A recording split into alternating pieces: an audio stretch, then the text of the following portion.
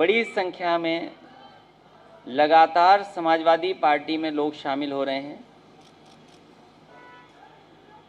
इधर लखनऊ में भी बड़ी संख्या में लोगों ने शामिल होने की इच्छा जताई और समय समय पर उनको पार्टी में शामिल किया गया।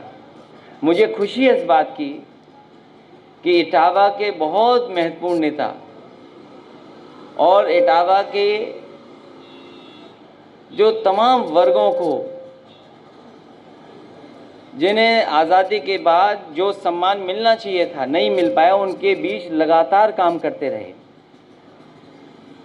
दूसरे दल को मजबूती पहुंचाते रहे। आज हमारी पार्टी में शामिल हो रहे हैं। हम अपनी तरफ से और समाजवादी पार्टी की तरफ से जितने भी लोग शामिल हो रहे हैं उनका मैं स्वागत करता हूं, बहुत बहुत बधाई देता हूं। जिसमें सबसे पहले राघवेंद्र गौतम जी, उनका बहुत बहुत धन्यवाद और बहुत बहुत बधाई दे रहा हूं मैं। लाखन सिंह जाटव, खड़े होके नमस्कार कर लेंगे, सब पहचान जाएंगे। कीरत सिंह पाल, जितेंद्र दोहरे जी, वीरू भदौरिया, पंडित राजीव चौधरी जी, लक्ष्मी चंद जाटव जी, राजीव बाथम जी, सत्यनारायण तिवारी जी, अनिल गौतम जी, अजय जाटव जी, सूर्य प्रताप सिंह पाल जी, मनीष जाटव जी, अखिलेश दुबे, जनक कुशवाहा जी, लकी अंसारी जी, साजिद खां साहब, यतेंद्र दोहरे जी, देवेंद्र दोहरे जी, सुबोध जाटव जी, रोहित जी, अश्वनी जी, संदेश भट्ट त्रिपाठी जी, मोहम्मद इमरान ठाकुर, जितेंद्र तोमर जी और सर्वेश गौतम जी। मैं सभी साथियों का जो दूसरे दल को छोड़ करके आज समाजवादी पार्टी में शामिल हो रहे हैं, मैं सभी का स्वागत करता हूं, बहुत बहुत बधाई देता हूं। और हमें उम्मीद है कि समाजवादी पार्टी का जो आंदोलन है, समाजवादी पार्टी के जो कार्यक्रम रहे हैं, जो रास्ता डॉक्टर भीमराव अंबेडकर जी ने दिखाया, जो रास्ता डॉक्टर राम मनोहर लोहिया जी ने दिखाया और तमाम समाजवादी लोग उस आंदोलन को लेकर के आगे चले और नेताजी ने जो आंदोलन आगे बढ़ाया, उसी आंदोलन को आगे बढ़ाने के लिए एकजुट हो रहे हैं, हमारा सहयोग करने आए हैं। मैं उनका बहुत बहुत हमेशा आभारी रहूंगा। जहां तक इटावा का सवाल है, मैं अपने गुरुजी को देख रहा हूं सामने। मुझे नहीं पता था कि गुरुजी यहां आ जाएंगे, तो गुरुजी ने हमेशा आशीर्वाद दिया और उस समय जब बहुत कम पढ़ाई में जानकारी थी, मैं समझता हूं गुरुजी ने ही गुरु बनकर के हम लोगों को पूरी शिक्षा दी, जिसका परिणाम आज आप दिखाई दे रहा है सामने। और अगर कोई चेक करना चाहे इटावा की भाषा में तो हमसे बात कर ले कि अभी इटावा हम भूले नहीं हैं।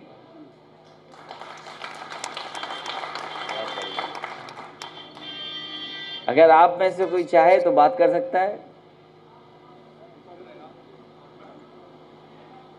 कोई अगर चाहे तो जानकारी कर ले। हमारे कवि अध्यक्ष जी जानते होंगे, लहुआ बहुत दिनों बाद आए हो। लहुआ बहुत दिनों बाद आया है। तो इटावा के विकास में समाजवादी पार्टी ने कभी कमी नहीं छोड़ी होगी। नेताजी को मौका मिला, समाजवादियों को मौका मिला, इटावा के विकास को नई ऊंचाइयों तक लेके गए। इटावा का विकास कभी पीछे नहीं रहा। जब जब समाजवादी सरकार बनी, इटावा के विकास को गति देने का काम समाजवादी लोगों ने किया है। और हम तो एक योजना नहीं, हमारे जितने भी यहाँ साथी बैठे हैं वो एक एक योजना से परिचित होंगे। एक एक विकास योजना जो इटावा में हुई है, जो जमीन पर उतारी गई है, उसके बारे में आप भली भांति जानते हैं। इटावा का विकास समाजवादियों ने नहीं रुकने दिया। इटावा का विकास अगर किसी ने रोका है तो विरोधी पार्टियों ने रोका है। मैं उदाहरण के लिए कह सकता हूं, इटावा की लाइन सफारी, कभी किसी ने सोचा नहीं होगा कि ऐसी भी कोई एनिमल सफारी और लाइन सफारी बन सकती है। आज न केवल उत्तर प्रदेश की पहचान है, जिस समय इटावा के शेर उसके अंदर आ जाएंगे, इटावा के बब्बर शेर जो बना है उनका जोन उसमें आ जाएंगे, तो न केवल उत्तर प्रदेश बल्कि देश की सबसे शानदार और सबसे अच्छी लाइन सफारी दिखाई देगी। लाइन सफारी आपके सामने उदाहरण है। इटावा से मैनपुरी जाने का रास्ता, जो लोग पुराने होंगे, जो लोग कभी पुराने बसों से चले होंगे, वो जानते होंगे कि इटावा से मैनपुरी का रास्ता कैसा था। जो लोग इटावा से मैनपुरी बस से जाते होंगे उन्हें पता होगा कि अंग्रेज़ों के ज़माने का लोहे का एक पुल था। अगर दूसरी तरफ से कोई बस या गाड़ी आ जाए तो उसको रुकना पड़ता था। ये समाजवादियों की देन है कि आज रुकना नहीं पड़ता है। दो बस इधर से निकल जाएं, दो बस उधर से आ जाएं, इतने चौड़े ब्रिज बन गई और सड़क भी वैसी बन गई है। रोजगार की दृष्टि से मदर डेयरी का प्लांट जो नेताजी ने शुरू किया था, समाजवादी पिछली सरकार में पूरा हो गया। मेडिकल यूनिवर्सिटी जो सैफई में बनकर के तैयार हो गई, तमाम पर्यटक सुविधाएं देने का काम समाजवादी सरकार में हुआ, जो पर्यटन को बढ़ावा दे रही है। पुलिस को आधुनिक गाड़ी देना समाजवादी सरकार का काम है। पुलिस के अधिकारियों के आवास तक बना देना समाजवादियों की देन है। तमाम सड़कें हैं, पुल हैं यमुना नदी पर। आपको याद होगा यमुना पुल पे कितने नदी पर पुल बनते थे, न जाने कितने पुल बने हैं यमुना पर या और जगह पर। अगर किसी की देन है तो समाजवादी सरकार की देन है। भरतना को जाम मुक्त करने का काम भी समाजवादी पार्टी ने किया है। जिले में फीडर सेपरेशन का काम या सब स्टेशन का काम, सबसे ज़्यादा सब स्टेशन अगर कहीं बनाए हैं किसी ने तो समाजवादी सरकार ने बनाए हैं। अब पता नहीं भारतीय जनता पार्टी जाने क्या कहती है कि एलईडी उनकी देन है। उन्होंने शायद समाजवादी आवाज़ नहीं दिखाई देते होंगे। सबसे गरीब के यहाँ एलईडी पहुँचाने का काम अगर किसी ने किया था तो समाजवादी सरकार में और समाजवादी पार्टी ने किया था। खेलों का बढ़ावा देने के लिए यहाँ से बहुत सारे खिलाड़ी न केवल इटावा में खेले हैं, उत्तर प्रदेश से लेकर के देश के पैमाने पे भी पहुँचे हैं और उन्होंने हमारे इटावा का बहुत बड़ा नाम किया, नाम को आगे बढ़ाया है। समाजवादी सरकार को जब मौका मिला तो ऐसे खिलाड़ियों का सम्मान करने का काम भी समाजवादी पार्टी ने किया है। यश भारती से भी सम्मानित यहाँ के खिलाड़ी हुए हैं। जो स्टेडियम बने हैं, इटावा में बने, सैफई में बने। कभी कभी ये होता था, इटावा के लोग कहते थे कि सब सैफई चला जा रहा है, लेकिन कम से कम अब इटावा में भी स्टेडियम है। और मुझे याद है जिस समय मैंने एस्ट्रोटर्फ का उद्घाटन किया था, एक शानदार वर्ल्ड क्लास इंटरनेशनल हॉकी का अगर किसी ने स्टेडियम दिया है तो नेशनल गेम के लिए समाजवादी पार्टी ने किया है और दिया है। विकास भवन का ऑडिटोरियम, पुलिस लाइन में मीटिंग हॉल, जिला अस्पताल में न जाने कितने बेड बढ़ा दिए और जेल से लेकर के न जाने कौन सी सुविधाएं दे दी हैं। जो लोग जेल होके आए होंगे वो जानते होंगे जेलों में कितनी असुविधा है और जेल में कैसे लोग रह रहे हैं या कैदी कैसे रह रहे हैं। उनको भी अगर किसी ने सुविधा दी है तो कोशिश की थी कि समाजवादी पार्टी में एक शानदार अच्छी जेल बन जाए। वो जेल का भी काम अभी अधूरा पड़ा है, जेल पूरी नहीं हो पाई है। मैं जिस रास्ते से चल करके आया हूं, मुझे भारतीय जनता पार्टी का केवल एक विकास दिखाई दिया है। विकास भवन में ब्लैक ग्रेनाइट का पत्थर लगाना ही सबसे बड़ा विकास मुझे लगता है भारतीय जनता पार्टी को दिखाई दे रहा है। ब्लैक ग्रेनाइट लगाना ही विकास उन्हें दिखाई दे रहा है। और इटावा जो शहर है, इटावा जो जिला रहा,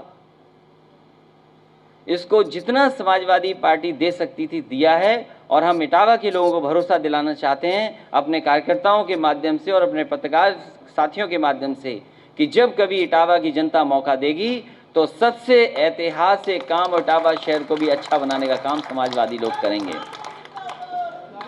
इटावा का इतिहास कोई छोटा मोटा इतिहास नहीं है। ये जिला, इसका इतिहास बहुत पुराना है। और एक बार जब मैं सरकार में था तो पता नहीं कहां से प्रस्ताव बन करके आ गया था कि यहां की तहसील को गिरा दिया जाएगा। लेकिन जब मुझे जानकारी हुई, जब मैंने कागज पढ़े और जाकर के मैंने बहुत सी और चीज़ों की जब जानकारी की, तो जो लोग पुराने होंगे, जो थोड़े इतिहास के पन्नों को पलटते होंगे, वो जानते होंगे कि 1857 की लड़ाई में इटावा के लोगों का बहुत योगदान रहा है। इटावा के लोगों ने वो हौसला, वो बहादुरी दिखाई थी, वो एकजुटता दिखाई थी कि यहाँ के जिलाधिकारी ए.ओ. ह्यूम को यहाँ से भागना पड़ा था और आगरा में जाकर के शरण लेनी पड़ी थी। जो यहाँ के डिस्ट्रिक्ट मजिस्ट्रेट थे, उन्होंने कई इमारतें बनाई थीं, कई बिल्डिंगें बनाई थीं इटावा में। वो एक तहसील भी थी, कोतवाली थी, स्कूल का पता नहीं, और वो घर भी आजकल जिलाधिकारी का है। तो समाजवादी पार्टी की उस समय तैयारी हो गई थी कि 1857 में किस तरीके से अंग्रेज़ों को इटावा के लोगों ने भगाया था, किस तरीके से जिलाधिकारी के घर से भागे थे, वो इतिहास को दोबारा बनाया जाए। जब कभी सरकार को मौका मिलेगा तो यही जिलाधिकारी महोदय का आवास बहुत अच्छा म्यूजियम में बन जाएगा, जिसमें 1857 के हमारे लोगों की पहचान बनेगी। जहाँ तक और बड़े सवाल हैं विकास को लेकर के, मुझे कोई भारतीय जनता पार्टी का बड़ा विकास नहीं दिखाई दे रहा है। अगर कोई विकास हुआ है तो विकास हुआ है उनका भ्रष्टाचार का और अन्याय का। भ्रष्टाचार और अन्याय का सबसे ज्यादा विकास अगर किसी सरकार में हुआ है तो वो भारतीय जनता पार्टी की सरकार में हुआ है। और एक उदाहरण नहीं है अन्याय के, न जाने कितने उदाहरण दिए जा सकते हैं अन्याय के।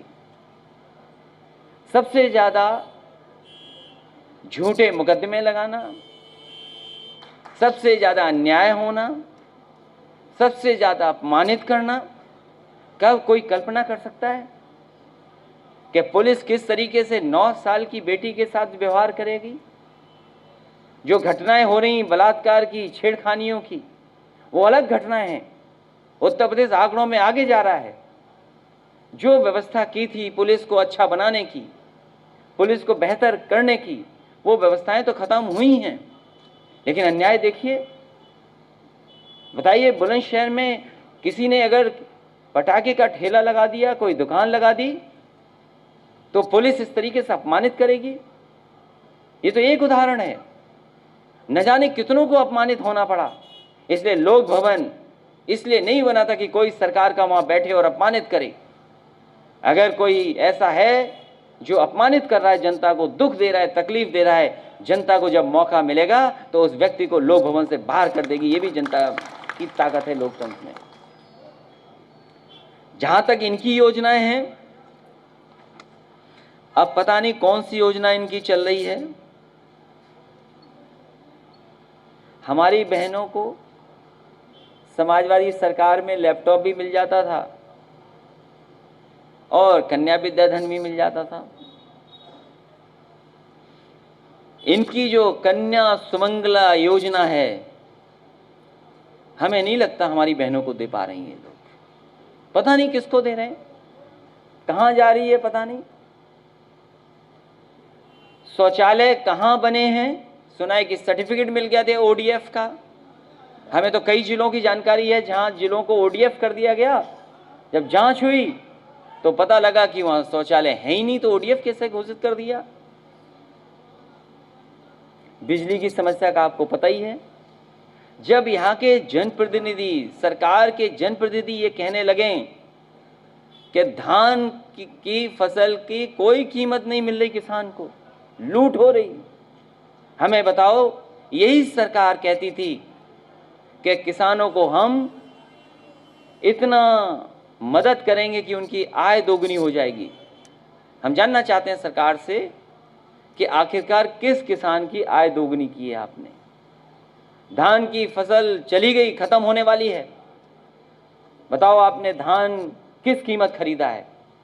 यहां जितने लोग खड़े हैं सब पे खेती है, सबने धान बेचा होगा।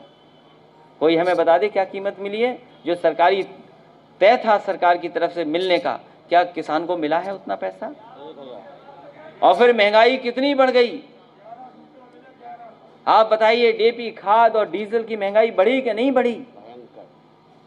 बिजली की कीमतें क्या पहुंच गईं। इसका कोई दोषी है तो वो भारतीय जनता पार्टी दोषी है। इसलिए समाजवादियों की कोशिश रहेगी कि लोगों को लगातार जोड़ें। आज मुझे खुशी है इस बात की कि बहुजन समाज पार्टी के और कांग्रेस के और अन्य दल से छोड़ करके जो समाजवादी पार्टी में शामिल हुए हैं, हमारी पार्टी की ताकत बढ़ेगी। और आज जो हमारी दाईं तरफ बैठे हैं बहुत सारे साथी हैं, परिचय भी हुआ है। ये समाजवादी साथी बहुत महत्वपूर्ण नेता जो सामने बैठे हैं उनसे भी परिचय हुआ है।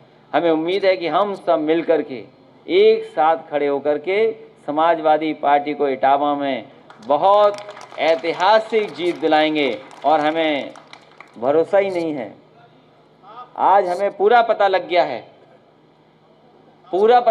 है इन लोगों के आ जाने से समाजवादी पार्टी में बड़ी संख्या में लोग जुड़ेंगे।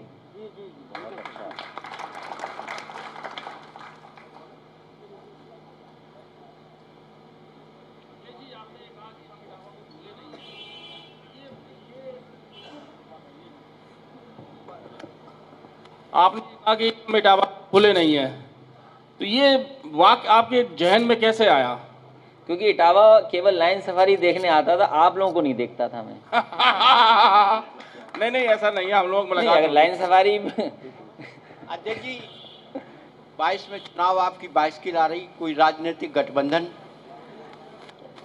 समाजवादी पार्टी की कोशिश रहेगी कि कई दल जो हैं जिनसे बातचीत हो रही है या बातचीत हुई है या उन्होंने कभी कभी मदद की है, छोटे दलों से तो एडजस्टमेंट होगा लेकिन बड़े दलों से कोई गठबंधन नहीं होगा।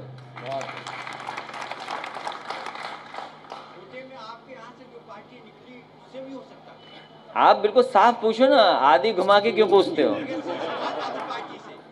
नहीं, एकदम सीधा पूछिए सवाल, माइक लगा के सीधा पूछिए। प्रगतिशील समाजवादी पार्टी से भी गठबंधन की संभावना है। मैंने आपसे कहा, मैंने लखनऊ में भी कहा, कई प्रेस के कार्यक्रम हुए उसमें भी कहा, समय समय पे लोगों ने कहा कि उस पार्टी को भी एडजस्ट करेंगे। जसवंत नगर उनकी सीट है, समाजवादी पार्टी ने वो सीट उनके लिए छोड़ दी है और आने वाले समय में उनके लोग मिलें, सरकार बनाएं, उनके नेता को कैबिनेट मंत्री भी बना देंगे। और क्या एडजस्टमेंट चाहिए। Thank you. बहुत धन्यवाद आपका, सही सवाल पूछ लिया आपने। क्या गोलमोल घुमा के पूछते रहे थे आप, इतनी उम्र और अनुभव के साथ गोलमोल बात कर रहे थे।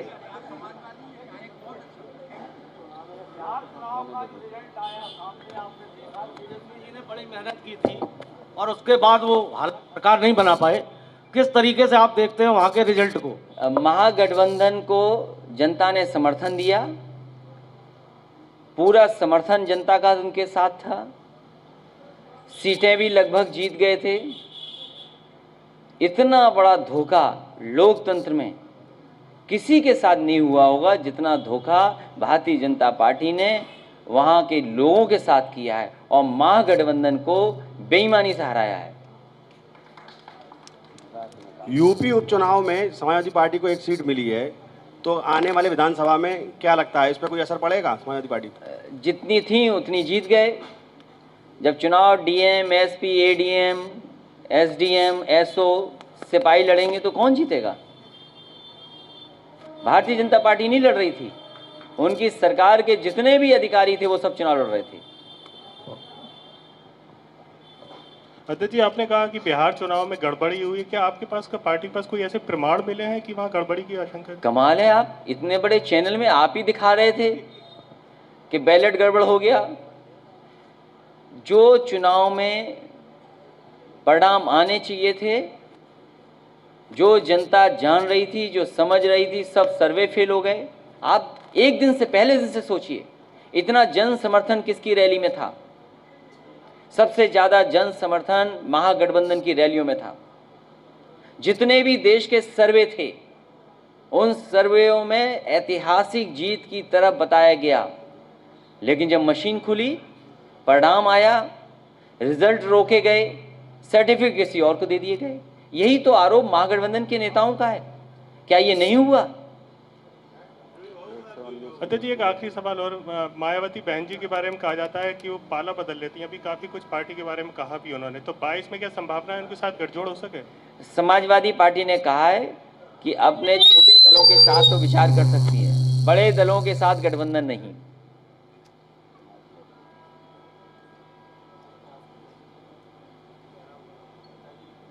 हेलो नेताजी, 2022 ब्राह्मणों का विशेष आशीर्वाद आपको मिलने वाला है, इस पर क्या कुछ कहेंगे? समाजवादी पार्टी हर वर्ग से समर्थन मांग रही है और हर वर्ग के लोग समाजवादी पार्टी से जुट रहे हैं, और मेरा सभी से अपील है और निवेदन भी है कि समाजवादी पार्टी विकास के रास्ते पर और जो विकास किया उसका समर्थन करें। अध्यक्ष जी, 22 में यूपी में ऐसा ना हो जो बिहार में आपने देखा, उसके लिए क्या रणनीति आप समाजवादी? ये रणनीति का खुलासा नहीं करेंगे, नहीं तो उन्हें जानकारी हो जाएगी।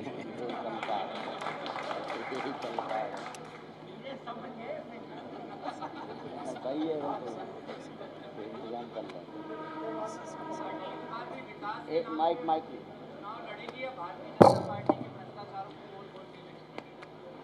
समाजवादी पार्टी विकास पे तो करेगी काम। विकास के साथ साथ जो अन्याय हो रहा है, जिस तरह का भ्रष्टाचार चल रहा है, उन सब चीजों को जनता के सामने रखेगी। और सबसे बड़ा सवाल तो यह है, इटावा वालों, मुझे सुना है शेर यहां से कहीं और जा रहे हैं। कहां जा रहे हैं शेर? मैं तो सरकार से कहूंगा कि हमारे लाइन सफारी शुरू कर दें। एक एनिमल सफारी, एक लाइन सफारी है। लाइन सफारी शुरू कर दें और जितने शेर चाहिए वो शेर ले जाओ, लेकिन कम से कम लाइन सफारी तो शुरू करो। यही सरकार आरोप लगाती थी, अगर याद हो, कि गोरखपुर के डॉक्टर हम सैफई में ले आए हैं। सैफई इटावा पे आरोप, याद कीजिए कितना आरोप लगते थे। हमारे मुख्यमंत्री को जानकारी नहीं है।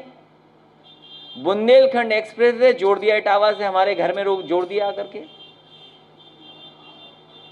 हम उन्हें धन्यवाद देंगे, कम से कम उनकी जानकारी में नहीं हुआ, कम से कम हो तो गया कुछ, कि बुंदेलखंड आकर के इटावा में हमारे घर से जोड़ दिया। और आखिरकार उन्हें शेर की भी जरूरत यहीं से पड़ी। उनके पास कोई शेर नहीं है, ये बात तो साबित हो गई।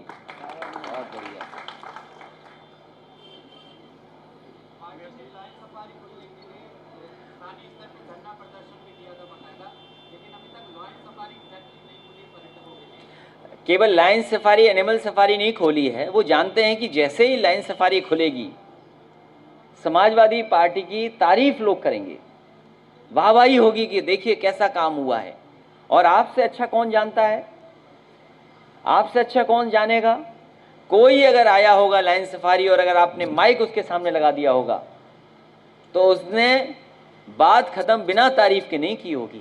सत्यता यही है, ये आप सब जानते हो ये बात। तो वो जानते हैं कि अगर लाइन सफारी खोल दिया तो इटावा के लोग पूरा वोट समाजवादी पार्टी को दे देंगे, इसलिए नहीं खोल रहे जानबूझ करके।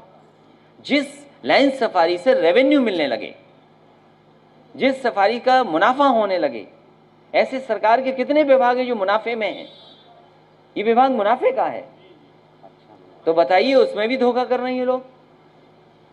और इसीलिए नहीं शुरू कर रहे हैं क्योंकि इसमें तारीफ समाजवादियों की होगी कि समाजवादियों ने कितना अच्छा काम किया है।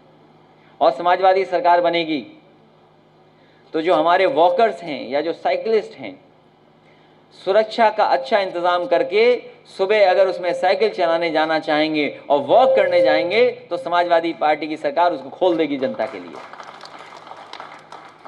बाकी शेर और जानवर पैसे से देखें, और आपको पूछना चाहिए सरकार से कम एक आध जानवर ही बढ़ा देते वहां पर, क्यों जानवर नहीं बढ़ाया?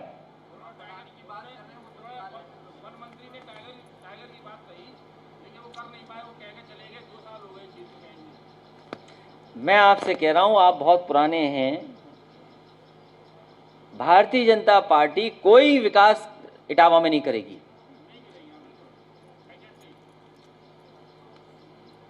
और अगर कोई विकास हो भी रहा होगा तो उसको रोक देगी। आज इटावा और आसपास के लोगों को सबसे बेहतर अच्छा इलाज सैफई में मिल रहा था। 4 साल में बताएं कितना बजट दिया उन्होंने? सब बजट काट दिया। हम 4 साल में अभी तक इलाज कराने सैफई हॉस्पिटल में नहीं गए हैं। उन्हें ये लगता है कि ये हॉस्पिटल इतना बड़ा बना है, वो हमारे इलाज के लिए बना है, ये गरीबों के लिए बना है। जिन्हें कहीं इलाज नहीं मिल पा रहा है वो अगर सैफई जाएंगे तो उन्हें फ्री इलाज मिल जाएगा। ये इंतजाम नेताजी ने सैफई में किया था। और मुझे खुशी है इस बात की, न केवल उत्तर प्रदेश के लोग आ रहे हैं वहाँ इलाज कराने, मध्य प्रदेश के लोग आते हैं। और मुझे जानकारी मिली थी कई मशीनें जो चंडीगढ़ में नहीं थीं, एक आर्मी का बहुत सीनियर अधिकारी कई महीनों रह करके यहीं पर इलाज करा के गया था। और अगर उसको इलाज कहीं और कराना पड़ता तो शायद वो इलाज कभी नहीं करा पाता था, एक आर्मी का अफसर। आप जानकारी कर लेना, क्या महीनों रहे वो अधिकारी के नहीं रहे और पूरा इलाज हो करके यहाँ से गया कि नहीं गया। और कोविड में, इस परेशानी में जो कोविड आया, सबसे आगे सबसे महत्वपूर्ण भूमिका अगर किसी ने निभाई है तो वो सैफई के मेडिकल कॉलेज ने निभाई है, जो नेताजी के ज़माने से बना था। और जितना नेताजी ने बनाया था उससे इतना ही समाजवादी पार्टी की पिछली सरकार में बना करके तैयार किया था, क्योंकि लोगों का इलाज हो जाए, लोगों की जान बच जाए। अब ये सरकार चाहती नहीं है कि किसी का इलाज हो जाए। और जिसको इलाज कराने अस्पताल अगर जाना पड़ जाएगा सरकारी, वो दोबारा भारतीय जनता पार्टी को वोट नहीं देगा, वो समाजवादी पार्टी को ही वोट देगा। और नहीं मानते, कोविड हो जाए आपको, फिर दोबारा वोट आप समाजवादी पार्टी को ही दोगे, बीजेपी को नहीं दे सकते आप, क्योंकि ये बीमारी वही लाए हैं। मैंने लोकसभा में कहा था अगर स्पीच निकालेंगे आप, बहुत सारे भारतीय जनता पार्टी के लोग मुस्कुरा रहे थे, हंस रहे थे। मैंने कहा ये हवाई जहाज से आया है बीमारी, और कहीं ये गांव में पहुंच गई तो कैसा होगा। ये बात अलग है कि अब लोग मास्क की परवाह नहीं कर रहे हैं, बीमारी की परवाह नहीं कर रहे हैं, लेकिन ये सच्चाई नहीं है कि बीमारी खत्म हो गई है। अगर दुनिया के कुछ हिस्सों में दोबारा लॉकडाउन हुआ है, लोग बीमार हो रहे हैं, तो हमें भी सावधान रहना पड़ेगा कम से कम। और ये मास्क हम इसलिए भी लगा रहे हैं कि हम अपने आप को सुरक्षित रखें और दूसरे से सुरक्षित रहें, और कहीं हम अगर बीमार हैं तो दूसरे को बीमारी ना हो जाए, इसलिए हम मास्क पहन रहे हैं। तो कम से कम सरकार को साफ करना चाहिए कि बीमारी है कि नहीं है, जब दुनिया के दूसरे हिस्सों में आ रही है। सरकार तो कह रही है कि no test no Covid, test करना नहीं बंद कर दिया होगा। जैसे नौकरी देना बंद कर दिया, वैसे ही टेस्ट कराना बंद कर दिया इन्होंने। अखिलेश जी, मेरा सवाल है आपसे, आपने नौकरी की बात की, उत्तर प्रदेश में वर्तमान सरकार बैकडोर से नौकरियां दे रही है, बिना विज्ञप्ति निकाले भर्तियां चल रही हैं। बीजेपी अपने चहेतों को भर्ती करवा रहे हैं, लेकिन बेरोजगार की भावनाएं जो हैं उनको कुचला जा रहा है। क्या कहेंगे आप? ये 2020 में कोविड आया है, 2021 तक ठीक होगा और 22 में एकदम खुशहाली आ जाएगी। इसलिए 22 तक इंतजार करिए आप, सब कुछ 22 में ठीक होगा। उससे पहले आप उम्मीद मत करिए कुछ ठीक कर देंगे ये लोग। 22 में सब ठीक होना है, विकास के रास्ते पे चलना है और किसानों के अभी सबसे ज़्यादा अगर भला कोई करेगा तो समाजवादी सरकार 2022 में करेगी। मेरा अगला सवाल है अखिलेश जी, केंद्र सरकार किसान बिल लाई, पूरे देश में किसानों ने विरोध किया, किसानों की आय को दुगना करना चाह रही थी सरकार। उत्तर प्रदेश में जो किसानों की बदहाली है, शायद आपने कल, आप जब औरैया से आ रहे थे, मैं भी रास्ते में था, आप देखते आ रहे थे सड़क के किनारे धान पड़ा हुआ है। इस बदहाली को जब आपकी सरकार बनेगी तो आप इसको कैसे दूर करेंगे? ये जो कानून आया है और इसके साथ साथ जो कानून बने हैं, ये किसानों को बर्बाद कर देगा। ये जो कानून बने हैं इससे किसान बर्बाद हो जाएगा। और याद कीजिए, मैंने ये कहा था कि भारतीय जनता पार्टी की सरकार की तैयारी है कि किसानों की खेत की मेड़ तोड़ दें। और वहीं राज्यसभा में आदरणीय प्रोफेसर राम गोपाल जी ने कहा था कि ये जो कानून आया ये डेथ वारंट है। समाजवादी पार्टी की कोशिश थी और प्रयास चल रहा था कि किसानों को उनकी आय भी बढ़े और जो सरकार तय करती है एमएसपी वो भी उन तक पहुंच जाए। इसके लिए लगातार मंडियों को बेहतर कर रहे थे। अगर एक्सप्रेसवे के किनारे जाएंगे आप तो मैनपुरी में जितनी समाजवादी सरकार में बनी थी मंडी, उतनी बनी छूट गई। इसी तरह आलू के लेकर के एक बहुत बड़ी मंडी बन रही थी, वो कन्नौज में थी, वो भी उतना ही काम छूट गया। लखनऊ में भी मंडी बन रही थी, वैसी की वैसी छूट गई। औरैया में मंडी का सुधार क्या कर सकते थे वो भी किया, इटावा की मंडी का सुधार किया और क्या सुविधा दे सकते हैं वो भी सुविधा देना शुरू हो गया था। लेकिन सब सुविधाएं भारतीय जनता पार्टी ने छीन ली हैं। हम भारतीय जनता पार्टी के लोगों से कहना चाहते हैं और पूछना चाहते हैं, आप कहते हैं कि वो दुनिया की सबसे बड़ी पार्टी है। उन्होंने एक मिस्ड कॉल नंबर बनाया, कहा कि जिसको सदस्य बनना है हमारे मिस्ड कॉल करिए और सदस्य बन जाइए हमारी पार्टी का। हम उसी मिस्ड कॉल पार्टी से पूछना चाहते हैं, हमारा किसान किस फ़ोन पर मिस्ड कॉल दे जिससे कि उसकी आय दोगुनी हो जाए और एमएसपी मिल जाए। हमें भारतीय जनता पार्टी वाले बताएं कि वो फ़ोन नंबर कौन सा है जिस पर मिस्ड कॉल किसान कर दें और हम नौजवान नौकरी मांग लें उनसे। अखिलेश जी, मेरा सवाल आपसे फिर वही है, मैंने आपसे ये पूछा कि अगर आपकी सरकार आएगी तो किसानों को आप कैसे राहत देंगे? मैंने आपको बताया कि जो मंडियां बनी हैं और जो सुविधाएं दे सकते हैं किसानों को वो देंगे। अब ये जानना चाहते हो कि हम क्या करेंगे? हम जो बोल देंगे वो भारतीय जनता पार्टी ने कर दिया तो उसका क्या करोगे तुम? हम आवाज़ उठा रहे हैं कि एमएसपी दीजिए, खजाना है आपके पास पैसे, क्या दिक्कत है? हम एक ही उदाहरण देंगे आपको। जिस समय चीनी मिलों को घाटा हो रहा था और चीनी मिलें तैयार नहीं थी, चीनी मिलें इस बात के लिए तैयार नहीं थी कि किसानों को जो गन्ने की है वो कीमत मिल जाए। आप याद कीजिए 2016 का बजट और उससे पहले का बजट और सप्लीमेंट्री बजट, उसमें किसान को पैसा देने के लिए 2000 करोड़ रुपए सरकार ने दिए थे कि किसानों का गन्ने का भुगतान हो जाए। तो 2000 करोड़ सरकार ने दिए थे। उनके जो को जनरेशन था, क्योंकि उससे उनको बिजली बेचते, सरकार से कुछ पैसा कमाते, तो वो भी पैसा कहा गया था कि जिन किसानों का गन्ने का भुगतान करेंगे उसी का सरकार पेमेंट करेगी। मुझे खुशी है इस बात की कि उस समय किसानों को बढ़कर के गन्ने का मूल्य मिला। हर साल गन्ने के पैसे बढ़ाए गए, 40 रुपया बढ़ाया गया और गन्ने का बकाया नहीं छूटने दिया। तो इसी तरह समाजवादी सरकार बनेगी, चाहे गेहूं हो, धान हो, मक्का हो, सरसों हो। और दूसरा उदाहरण मैं दे दूं आपको, और जो कभी कभी घर में आप शौक से टीवी का एडवर्टाइजमेंट देख करके एडिबल ऑयल खरीद लेते हो जिससे खाना बना लेते हो, और कहा जाता है कि इस एडिबल ऑयल के खाने से अगर पूड़ी बनेगी या कोई खाना बनेगा तो आप स्वस्थ रहेंगे। क्योंकि मैं कंपनियों के नाम नहीं बोलना चाहता हूं, वो कौन से एडिबल ऑयल हैं? क्या हमारा सरसों का तेल खराब है? क्या हमारे गांव का घी खराब है? अगर हम घी को बढ़ावा दे जाएंगे और अपने खेत की पैदा हुई सरसों के तेल को बढ़ावा दे देंगे तो हमारा किसान खुशहाल हो जाएगा। लेकिन भारतीय जनता पार्टी सब खाने का तेल विदेश से मंगा रही है। आपको उम्मीद नहीं होगी, केवल उत्तर प्रदेश में लाखों करोड़ का रुपया का केवल तेल आ रहा होगा, एडिबल ऑयल आ रहा होगा, जो मल्टीनेशनल कंपनियां हमारे लोगों को खिला रही हैं। तो दो ही उदाहरण दिए, अगर समझ पाओ तो समझ जाओ। आप भी वोट समाजवादी पार्टी को देना, खुशहाली आएगी। अखिलेश जी, मेरा आखिरी सवाल है आपसे, जब से भारतीय जनता पार्टी की सरकार बनी परिचय तो दे दो भाई। गोपाल जी से पूछ लीजिए। अरे गोपाल जी जानते हैं, जेब में रखते हैं गोपाल जी के आपको। आप परिचय दीजिए अपना। मैं Shekhar Yadav, the Sunday views का अच्छा, रिपोर्टर हूं। संडे व्यूज को बहुत धन्यवाद। तीसरा सवाल पूछिए आप। मेरा आखिरी सवाल है आपसे, और जब तक खत्म हो जाए तब तक सवाल पूछना। नहीं, मेरा आखिरी सवाल है आपसे अखिलेश नहीं, एक जी। और पूछोगे मेरी तरफ से।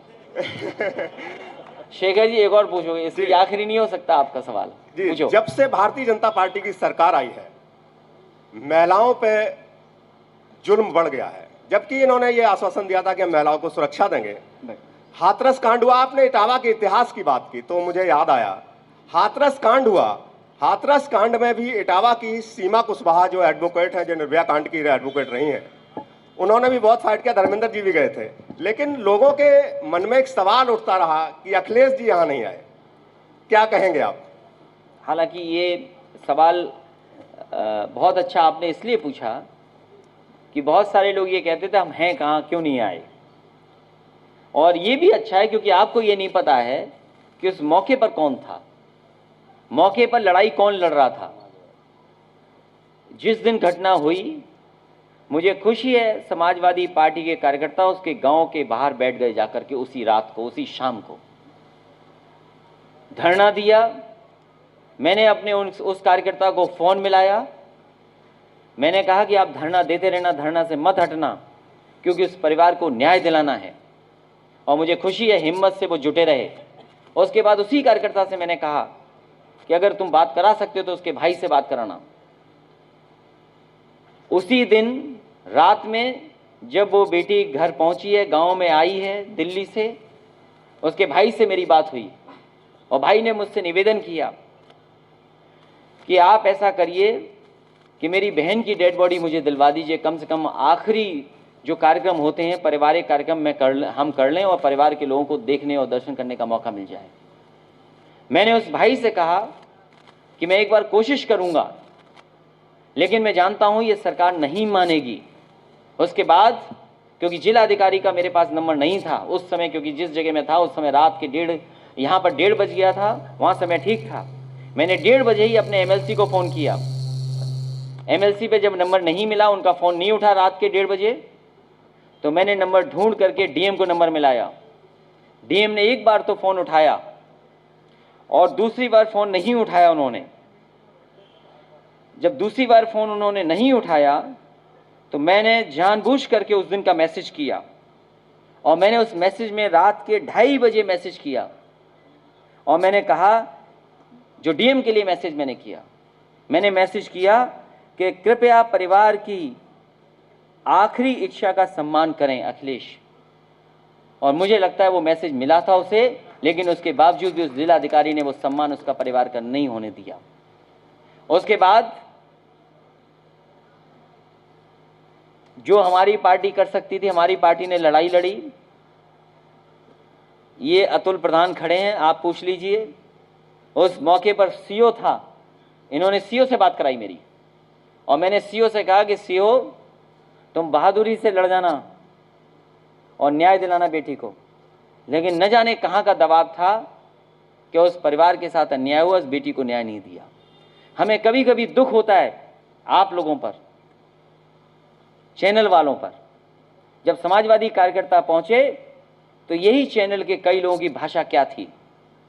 जब समाजवादी पार्टी के कार्यकर्ता पहुंचे थे, आप दोबारा निकाल करके देखिए वीडियो, अगर और दल के लोग जाएं तो उसको आप आंदोलन और प्रदर्शन कहते हैं, और समाजवादी पार्टी के कार्यकर्ता जाएं तो उन पर लाठी और अन्याय करते हो आप, और न जाने किस भाषा का इस्तेमाल करते हो। जो अनपार्लियामेंट्री लैंग्वेज है वो टीवी चैनल इस्तेमाल कर रहा था, वो मेरे पास रिकॉर्डिंग है, ऐसा नहीं है कि रिकॉर्डिंग नहीं है, पूरे देश और दुनिया ने देखा। वो शब्द मैं बोल भी नहीं सकता हूं जो समाजवादी पार्टी के कार्यकर्ताओं के बारे में उस चैनल के लोगों ने कहा। तो उस बेटी को न्याय दिलाने में समाजवादी पार्टी खड़ी रहेगी, और हमें उम्मीद है कि उत्तर प्रदेश में जनता समाजवादियों की एक बार मदद करेगी, जैसे ऐसे दोषी अधिकारियों पर भी न्याय के अंदर रह करके कार्रवाई हो। और एक बेटी का आपने उदाहरण दिया, कल का वीडियो जिस किसी ने भी देखा होगा, जो शादीशुदा लोग हैं जिनके बच्चे हैं घर में, क्या कोई कल्पना कर सकता है कि उसकी पिताजी को पुलिस उठा ले जाए, मारती ले जाए, और बेटी पुलिस की गाड़ी को मार रही हो, भाग रही हो पीछे? उसके बावजूद क्या कार्रवाई की आपने? आपने 2 अधिकारी भेज दिए और कहा मिठाई खा लो, जा करके मिठाई खिला दी। लेकिन मुझे खुशी इस बात की, मैंने उस बेटी का वीडियो भी सुना है, जब एक पत्रकार उससे सवाल पूछ रहा है कि क्या पुलिस ने मारा था, पीटा था, अपमानित किया था, वो चुप हो गई और कैमरे की तरफ नहीं देख रही थी। इसका मतलब ये था कि हाँ, पुलिस ने उसके पिताजी के साथ अन्याय किया था। क्या आप सोच सकते हो कि बेटी देख रही हो, पिता पिट रहा हो? ये वही लोग हैं जिनके परिवार नहीं है, वही लोग ऐसा कर सकते हैं और वही लोग देख सकते हैं। आप क्या उम्मीद करोगे भारतीय जनता पार्टी से? एक बेटी, न जाने कितने हैं बेटियों के साथ अन्याय हुआ है। जो सबसे अच्छी योजना थी वो भी खत्म कर दी, 1090। और क्या ये योजना बनाई? 100 नंबर, क्योंकि समाजवादी सरकार का है, क्योंकि उन्हें नंबर बढ़ाना था, 112 कर दिया। क्या ये वही योजना नहीं है, वही गाड़ी नहीं है क्या? कभी आप सोचो, क्या इन्होंने एक टायर भी बदल दिया होगा? उसका गाड़ी का टायर बदला नहीं, केवल रंग पे अपना नंबर लिखा लिया। तो क्या करोगे सरकार पे? क्या उम्मीद है? और कितने नाम बदल दिए। मैंने उस समय भी कहा था, इस देश के कई बार प्रधानमंत्री रहे अटल बिहारी वाजपेयी जी, उनका केवल सम्मान यहाँ नहीं है, पूरे देश सम्मान करता है। जब वो समाजवादी पार्टी का सरकार का बना हुआ स्टेडियम, उसका नाम बदल रहे थे, वो भगवान विष्णु के नाम पर था, उसका नाम बदल रहे थे, उस समय भी मैंने कहा। जब लोक भवन में प्रतिमा लगा रहे थे, उस समय भी मैंने कहा वो रहने वाले बटेश्वर के थे। कम से कम बटेश्वर में ऑक्सफोर्ड जैसी, कैम्ब्रिज जैसी यूनिवर्सिटी तो बना देते। क्या पैसे की कमी है दिल्ली सरकार को? क्या पैसे की कमी है उत्तर प्रदेश की सरकार को? सब नोटबंदी से तो पैसा इकट्ठा कर लिया है। कोई कमी हो तो बताओ। लेकिन क्या मिला बताइए आप? क्या बटेश्वर को मिला कुछ? तो जो अपने नेता का सम्मान न करते हों, उनसे क्या उम्मीद करोगे आप? एक मंत्री कुछ ट्वीट कर रहे हैं, हालांकि बोलना नहीं चाहिए उन मंत्री के बारे में, बहुत दुखी हैं वो दुखी इसलिए हैं, उनके विभाग में कुछ चल ही नहीं रहा, उनकी चलती नहीं है, उन्हें कई बार टेंडर कैंसिल करना पड़ता है। और उस विभाग के साथ और मुख्यमंत्री का ये रिश्ता पुराना है, कोई नया रिश्ता नहीं है। इस विभाग का और मुख्यमंत्री से रिश्ता ऐसा ही होता है। तो आप सोचिए, इतने दुखी मंत्री हैं वो, उनका सपना कुछ और था, उनका सपना इतना बड़ा था, और सपना देखते हैं, आजकल भी देखते हैं। और कैसे नींद आती होगी तो ये तो भगवान बता सकते हैं कैसे नींद आती होगी, तो समय तो बच रहा है, समय बच ही नहीं रहा। उन्हें नींद नहीं आ रही आजकल, क्योंकि समय नहीं बचा है सरकार का। एक बार गलती से वो सपने में सोचे कि वो इस प्रदेश के मुख्यमंत्री बन गए, और उन्होंने जानकारी की कि मुख्यमंत्री कहाँ बैठते हैं, तो उन्हें पता लगा कि मुख्यमंत्री शास्त्री भवन में बैठते हैं। सुबह जब सपने से जागे, तैयार होकर के जाकर के शास्त्री भवन में बैठ गए, अपने नाम का तख्ती भी लगा ली उन्होंने। जिस कुर्सी पर मुख्यमंत्री बैठते उस मुख्यमंत्री कुर्सी भी बैठ गए। लेकिन जब असली मुख्यमंत्री ने दूसरे मुख्यमंत्री को जगा दिया जब तख्ती फेंक दी और कुर्सी पे दोबारा नहीं बैठ पाए, वो आप जानते होंगे कौन है? वो नाम हम नहीं बताएंगे, आप लोग बेहतर समझते होंगे। उनका सपना बड़ा हो, हमें उम्मीद है कि उनका सपना ऐसा ही रहे। क्या उनका सपना पूरा हो जाएगा?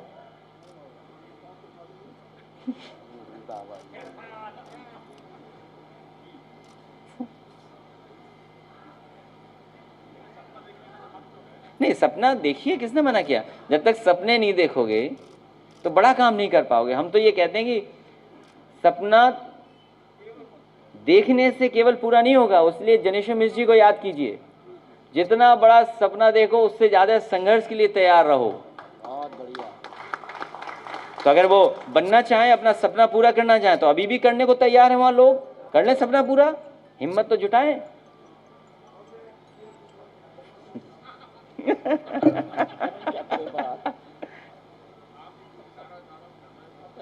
नहीं, आप ये तो लाइव है, ये चीजें ये तो लाइव हैं, वो भी देख रहे होंगे, उन तक बात पहुंच जाएगी। और सरकार के लोग भी यहाँ बैठे होंगे, एलआईओ के लोग भी कुछ कागज में लिख रहे होंगे, और अपने पत्रकार भी तो एलआईओ हैं। ये पूरा हमारी जितनी बातचीत है और जितने लोग हैं सबकी रिकॉर्डिंग करके बीजेपी को दे आएंगे, एक पूरी रिकॉर्डिंग बीजेपी वालों को। लेकिन जो बीजेपी वाले सुन रहे हैं, आज तो हमें यहाँ इसलिए बैठना पड़ा कि हमारा कार्यालय नहीं है। हमने सुना है भारतीय जनता पार्टी ने बड़ा शानदार कार्यालय बनाया है, बताइए हम लोग पीछे रह गए। अब करेंगे कुछ कार्यालय का अच्छा इंतजाम आने वाले। कोई सवाल तो नहीं बचा तुम्हारा? ये तो पुराने पत्रकार हैं, और यही नहीं, न जाने कितनी बातें हम आपसे कह सकते हैं। बताइए, सरकार ने कहा कि हमने लैपटॉप में भेदभाव किया है। याद कीजिए आप लोग, आप तो पूरे इटावा शहर में रहते होंगे, अलग अलग वार्ड, अलग अलग मोहल्ले के रहने वाले लोग हैं। यहाँ जो नेता बैठे हैं वो अलग अलग कस्बे के लोग हैं, मतलब अलग अलग जगह के रहने वाले हैं। समाजवादी पार्टी ने जो लैपटॉप दिया वो आज भी चल रहा होगा, आज भी चल रहा है वो। और हमने अपने लैपटॉप में ऐसी सेटिंग की है कि जब भी ऑन करोगे तो हम और नेताजी ही दिखाई देंगे आपको। हमारी सेटिंग ठीक है कि नहीं है? लेकिन अब बीजेपी की सेटिंग पकड़नी है, उसके बाद चुनाव समाजवादी पार्टी जीत जाएगी। और जो मैंने पहले कहा, अगर ये झूठ से सरकार बना सकते हैं तो समाजवादी पार्टी जनता को भरोसा दिला के और अपने विकास को बातों को ले आकर के और सबको जोड़ करके सरकार बना लेगी।